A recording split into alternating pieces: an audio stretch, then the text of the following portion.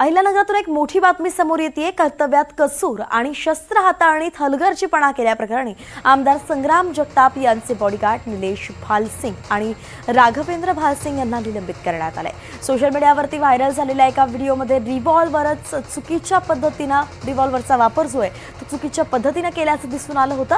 ठाकरे गटाच्या उपनेत्या सुषमा अंधारे यांनी हा व्हिडिओ त्यांच्या सोशल मीडियावरती पोस्ट केला होता आणि आता त्यानंतर ह्या दोघांचंही निलंबन झालंय। प्रसाद शिंदे आपले प्रतिनिधी आपल्यासोबत जोडले गेलेत। प्रसाद, हा जो व्हिडिओ समोर आला होता त्यावरूनही निलंबनाची कारवाई झाली आहे। या संदर्भात संग्राम जगताप यांच्याकडनं काही प्रतिक्रिया आलेली आहे का? नक्कीच 2 दिवसापूर्वी आमदार संग्राम जगताप यांचे सुय सहाय्यक व बॉडीगार्ड यांचा एक विरोधी उमेदवाराला धमकावण्याचा व्हिडिओ सुषमा अंधारे यांनी व्हायरल केला होता। त्यानंतर या दोन्ही बॉडीगार्ड वरती पोलीस प्रशासनाच्या वतीने कारवाई करण्यात आलेली आहे। त्यांचे निलंबन करण्यात आलेलं आहे, परंतु अद्याप देखील यावरती आमदार संग्राम जगताप यांनी कोणती प्रतिक्रिया दिलेली नाही। तर महाविकास आघाडीच्या राष्ट्रवादी काँग्रेस शरद पवार पक्षाच्या जिल्हाधिकाऱ्यांनी जिल्हाध्यक्षांनी पोलीस अधीक्षकांचा आभार मानलेला आहे।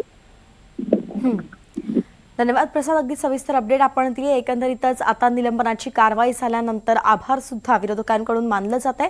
संग्राम जगताप यांच्या 2 अंगरक्षकांनी जे आहे ते त्या मतदारसंघामध्ये विरोधात असलेल्या उमेदवारावरती दबाव टाकण्याचा प्रयत्न केला होता, असा एक जो व्हिडिओ आहे तो सुषमा अंधारेंनी ट्विट केला होता।